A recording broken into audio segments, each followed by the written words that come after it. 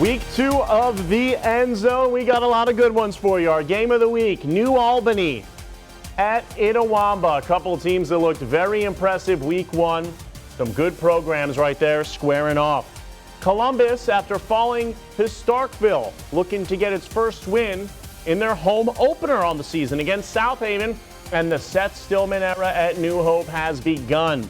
The Trojans hosted Shannon after Shannon had a tough loss to Pontotoc, so both those teams with plenty of heart to play for in that one. And Amory at Caledonia. Caledonia, it's their first game of the season for Coach Kelly's crew, and Amory looking to bounce back from the loss to Itawamba. We've got it all and more coming up right next.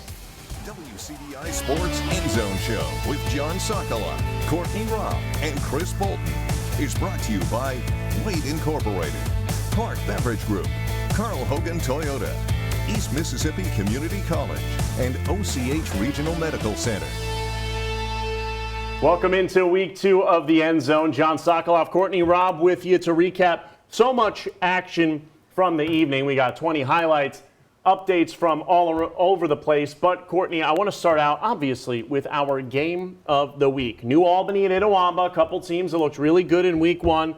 And I mean, this one was all it was advertised as and more. Yeah, I have to give a quick shout out to our sports reporter, Chris Bolton, who was covering that game this night for our game of the week. He even told me earlier today that he would not be shocked if Itawamba was a team that made a legitimate run for the 4A state title. And I think a lot of that, as we'll see in the highlights in just a moment, can be thanked because of wide receiver Isaac Smith. I know Chris mentioned it earlier today in his live shot, if you tuned in for that on our 5 o'clock and 6 o'clock show. But Isaac Smith, big commit to a lot of big programs. We're talking Notre Dame, West Virginia, Ole Miss, and Mississippi State. And I think, his performance on the field week in and week out definitely reiterates that. For sure. And you got a New Albany team that's coming off a big win over East Union. They beat them 41-0. On the other side, like Itawamba, they've been so impressive. And a big reason for that, too, Coach Hoots. He's been there, Clint Hoots, since 2007. Now, not just as the head coach in that capacity, but still, when you're with a team for that long, you really start to kind of know the roots and figure out how to have success. So let's just get out to the highlights. WCBI's High School Football Game of the Week is brought to you by Carl Hogan Toyota in Columbus. All right, we're going to start these in the second half with the Indians up 20-0. New Albany's Joe Mathis trying to find Cameron Knox, and he does. Got him. New Albany saying, hey, we ain't going down without a fight. The Indians now have a 20-7 lead. Let's go late in the third quarter. After an Itawamba turnover, New Albany, Courtney, they're threatening here. Cody Atkinson scoring the hard-fought touchdown. Now, don't sleep on it. It's a 20-14 ball game. Coach Hoots sweating a little bit. Fourth quarter, third down, Isaac Smith, the guy you just mentioned, getting the toss, cutting upfield, and making a play only he could make. Feels the pressure, gets the job done. Oh, yeah. Itawamba goes up 27-14. The defense puts the icing on the cake. This interception by Thomas Klein returns to the house. Itawamba gets the win 34-21 over New Albany. And, I mean, just an incredible game by them, too. But now, I mean, they got the win week 1 at Amory. They get it done this week in our game of the week against a team in New Albany that was very tough getting into it, and that's not an easy team to beat. Now they're 2-0, and you talked about what Chris told you. Do you believe that this could be a team that can make that type of push? Oh, definitely. I mean, I think their 2-0 start is a perfect example of that, and I think they're building on the success they had last year as well, so I definitely see that. For this Itawamba team, I think it's very much possible, but don't count out New Albany just yet. I think Cody Stubblefield and everything that they're able to do, the Bulldogs, is still always threatening if you're in 4A. Make sure you also tune in to our Sunrise show on Saturday. Our Chris Bolton, again, our reporter who is there covering our game of the week all night, will have your full recap from all of that action. You won't want to miss it, John. So much high school football coverage. How about we get to some more? Columbus and South Haven looking to bounce back after last week's loss. What is this right here? Michael Mosley saying, yeah, I'm picking you off, and I'm also taking it to the house. 60-plus yards. Columbus takes a 10-6 lead. Yeah, I'd say soaring and flying, breaking free. A little, definitely out of breath right there. I was out of breath watching him get that pick 6. But 13 seconds to go in the half, Falcons trying to do something. Amari Williams pass intercepted by Anthony Johnson of South Haven. Now, Time's winding down, so they got to get him to avoid the touchdown here, and they get him at the 2. And that saved it because the Falcons ended up winning 10-6. That would have put them up 12-10. Columbus gets its first win of the year. Yeah, shout out to that Falcon defense for their performance tonight. Definitely. The New Hope Trojans hosting the Shannon Red Raiders. The Trojans were up 20-0 with 6 to go before half. We got there as a scoop and score was underway. Javion Henry taking it to the house for this one. Extra point good. Trojans up 27-0. Raiders turn quarterback Jamarcus Snugshines on the keeper. He will pick up a first down for the Red Raiders. However, turnover on downs for Shannon right before halftime. Running back Rashad Williams takes the handoff, and he'll pick up a Trojan first down. Same drive.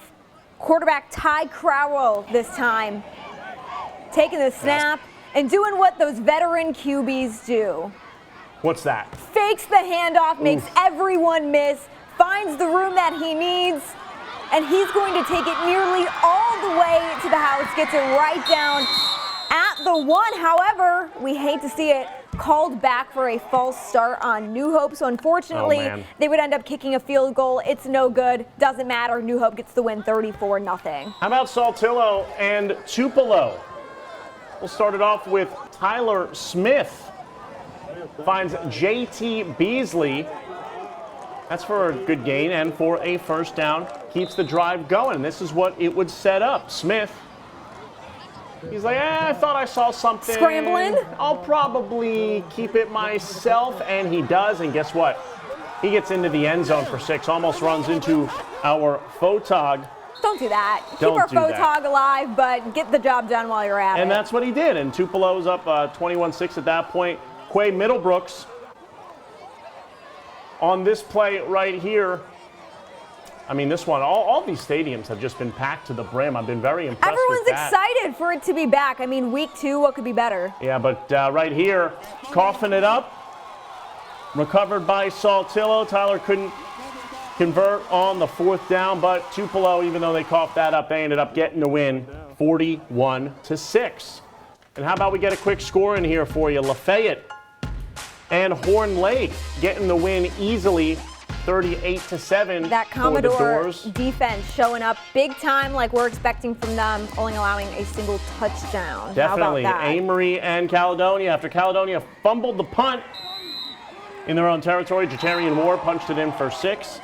Jatarian Ware, rather, and the PAT was no good. A 6-0 game. Next possession for the Cavaliers. Quarterback Daniel Wilburton faking everyone out, keeping it himself. And does he get in? No, but he gets tackled at the 2-yard line, and that was crucial because it set up this. A few plays later, Tay Johnson punching it in. Caledonia takes a 7-6 lead, but Amory, they were a little mad after last week's loss to Itawamba. They weren't going down without a fight in this one. They responded rather quickly. Charleston French getting the touchdown to get his team back in front, but Caledonia ended up getting the win 30-18. The Louisville Wildcats taking on Kemper County. Opening drive for the Power Cats. Ja'Cory Coleman takes the handoff up the middle, breaks for a big gain deep down inside the Kemper 40. That's a first down for the Power Cats. Later on, Jace Hudspeth back to pass. Finds Swahili Irby across the middle. Easy money for Irby, 35-yard touchdown pass. Extra point good. Wildcats striking first with a 7-0 lead. Kemper County's turn this time. Shamarius Coleman takes the snap, rolls left. Sacked by Jalen Miller, actually. That drive stalls. Louisville led 7-0 after first quarter. Business as usual for the Power Cats. They get the job done 41-7. How about Nettleton at Mooreville? We'll start late in the first quarter. Nettleton leading 14-7. Xavion Dilworth getting the short pass, breaks a tackle, finds that left sideline, goes 45 yards to the house. PAT was good, 21-7 Tigers. Late in the second quarter, Mooreville ball. Dawson Phillips trying to get away from a little bit of pressure. He finds Jordan Franks. Ooh, look at the speed on this man. Oh, the spin move. That's what we call yak. Yards after catch right there. And then Phillips trying to find one of his other trusty targets, Jacob Scott, 25 yards out. That's a good touchdown. PAT no good, 21-13 Nettleton at the half. And the Tigers ended up getting the win, 37-34. And we are just getting started here on the End Zone. Choctaw County looking to rebound after losing to Winona, taking on South Pontotoc. We'll have those highlights, and Pontotoc and Grenada in a game that went right down to the wire. Those grapes indeed. And Heritage Academy trying to show everyone what they're made of. The Patriots, after an impressive week one, they took on East Union. More coming up next. Welcome back. You're watching WCBI End Zone. Choctaw County on the road at South Pontotoc. Home team with the ball. Quarterback Clayton Heatherly finds Bennett Mayo, and he's going to take this one down inside the 15. Then from the 2-yard line, the handoff. Cody Stutzy takes this one and literally leaps into the end zone for that score. Do what you have to do. Extra point, no good. Cougars led 6-zip. Choctaw County goes on to get the 48-26 victory. What a barn burner here. An overhead view of the holler as the hometown Pontotoc Warriors hosting Grenada. Second quarter tied at 7. Montanique Wilson taking a handoff and gets a little good gain here. The Warriors didn't score, but they got the ball back. The minute and a half left to go in the half. 3rd and goal from the 16. Connor Armstrong finding Nick Townsend for the score. The extra point was no good, and the Warriors went up 13-7. Waning seconds, Grenada from the 15. And Grenada, I mean, they were going down without a fight. Look at all that time back there. He has a little picnic going. And that's a 15-yard touchdown, but it was called back. A penalty, illegal receiver downfield. They got a field goal here. Warriors went in the locker room up 13-10, but it was Grenada that ended up getting the win, 24-19. Let's squeeze a score in for you right now. Charleston and North Pontotoc facing off. The Vikings come away with the 18-12 victory. Shout out Andy Crotwell. Manatee hosting Ashland. Opening drive for the Mustangs is where we'll pick things up. Quarterback Jacob Hawks taking the direct snap. And this man has some eyes for 6 if I see it. Can't get there, but he got down to about the 20, or got a 25-yard gain. Next play, Hunter Hester scores from 20 yards out. See, doesn't matter. They just capitalized off it. They're up 6-0. Extra point, no good. Manatee late in the first. Running back Luke Ellis taking it in from 2 yards out. Easy money. Extra point, no good again. Guys, come on. Early in the season, a lot of missed extra points happens. World's imperfect. Nothing after. Yeah, no one's perfect, us included, but Manatee still came away with the 35-12 victory. Some more scores for you. This game was, oh my gosh, that's all I can say about it. Went to double overtime, and Winona pulling out the game in a halftime basketball score sort of action. Absolutely crazy. Tigers get the 50-47 victory. Noxubee County at Amanda Elzy. Last-minute cancellation due to COVID-19 by Amanda Elzy. Tisch County at Belmont. Belmont coming away just a couple of points. 57-52. Good job by Belmont getting the job done. Let's get to some more action, though. Oh, yeah. French Camp and Eupora. A little bit of a defensive battle in this one. French Camp's quarterback Cody Perry here trying to get something going, but this is what we call a sack lunch. Eupora said, "You ain't going nowhere." And then their defense didn't stop. This time Avery Summers gets kind of stuffed close to the line of scrimmage. And Eupora, I mean, French Camp was pretty good defensively as well. They get Jay Stevens at the line. And then their defense again. You know, some people like stuffed crust cheese pizza. These guys just like stuffing people. That's exactly what happened. That was a lot of this game until a little bit later on, and Eupora ended up getting the win over French Camp 21-12. Heritage Academy at East Union. The Patriots, hint, they were a dominating force. Starting the game off, it's 0-7. Luke McVeigh taking this for 4 yards. Heritage stops them, forces a 4th down. Trey Nahr catches the ball, and he'll pick up a 15-yard gain. And then Michael Putt finding Mitchell Woodard. Mitchell gonna run this one in for a touchdown. And that was kind of the story of this one. Heritage was just all over the Urchins. They come away with the 41-15 victory. And a final score for you for now until we get some more action going in just a few minutes. This game was actually a scrimmage as Calhoun City just returned from quarantine, and hopefully the Wildcats will be back in action starting next week. And we've still got plenty more to come here on the End Zone. Smithville and Hatley, they squared off last night. We've got the extensive lights of that one in both teams' openers. Plus, Starkville Academy looked pretty good last week, trying to keep the momentum going. We'll see if they were able to get the job done. And Oak Hill Academy and Winona Christian in an absolute classic. This one came down to the wire. We'll have those highlights next. Welcome back to End Zone. Okolona at West Lowndes. We'll start in the second half. Panthers up 14-zip. Quay Sanders dropping one to Marquez Shelton. That's a 15-yard gain. We'll stay on this drive. Sanders with a jump pass to DeCamby Willis to push the lead to 20-0 after a failed two-point conversion. Next possession, Marquez Shelton getting the direct snap. He's like, you know what, I'm just going to take it to the end zone myself. Okolona just couldn't really get things going. West Lowndes ended up getting the win 28-12. The Hamilton Lions looking for win number 1 of the season, hosting McAdams. Early in the first, running back Joshua Harrison takes the handoff, finds some room, and will pick up a first down for the Lions. Same drive, Evan Pounders this time. Faking the handoff, taking it himself.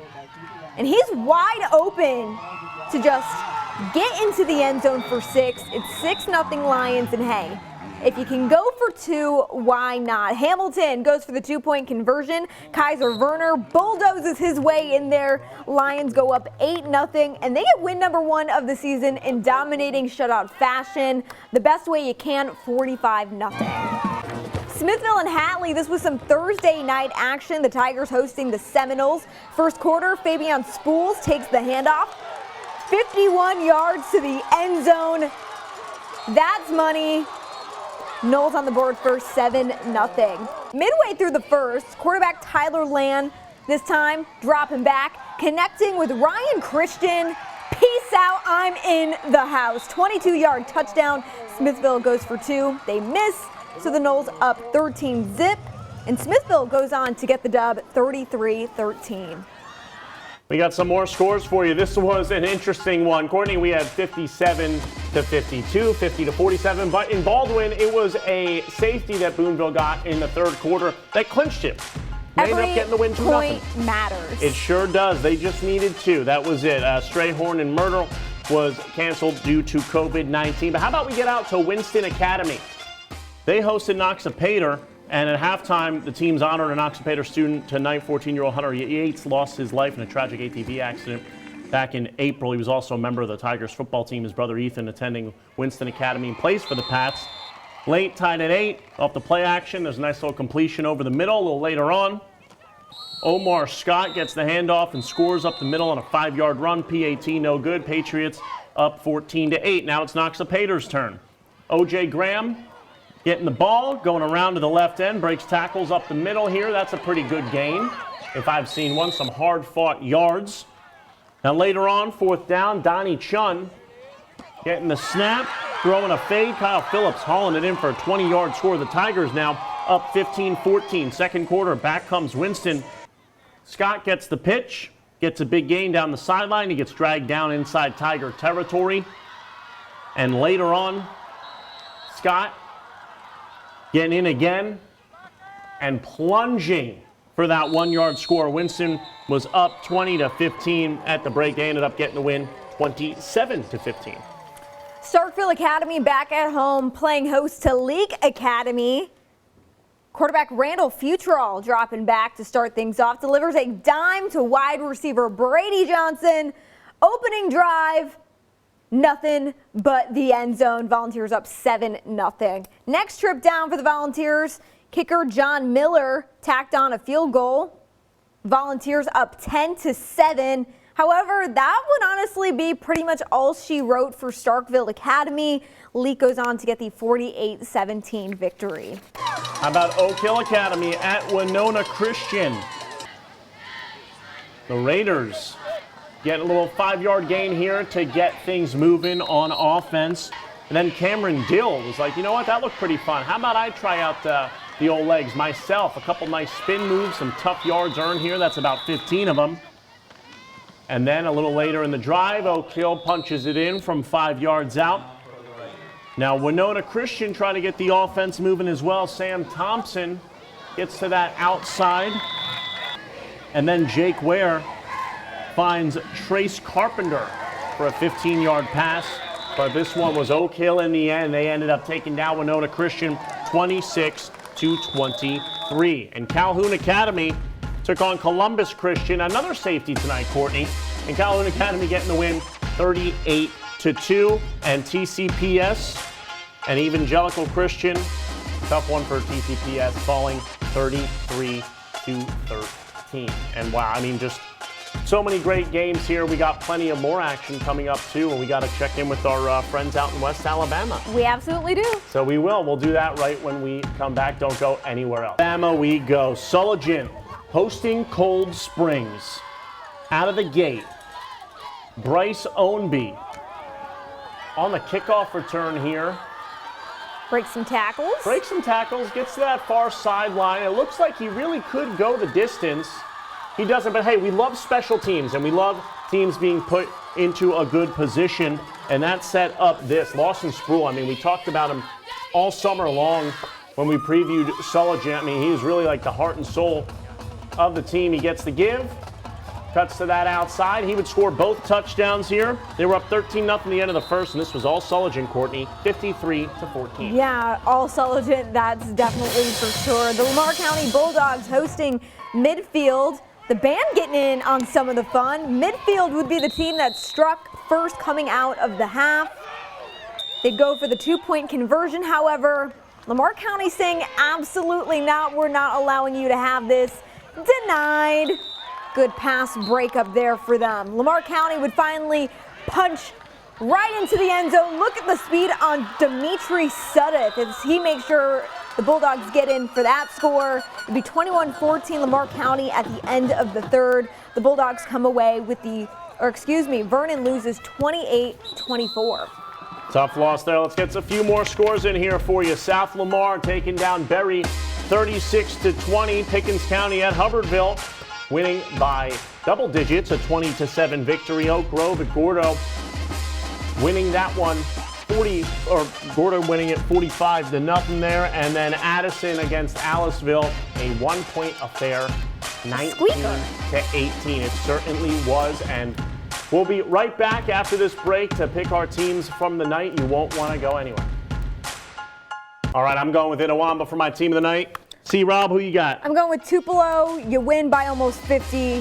You get a win of the night. Absolutely. And that's it for us. We'll see you next week. Thanks for tuning in.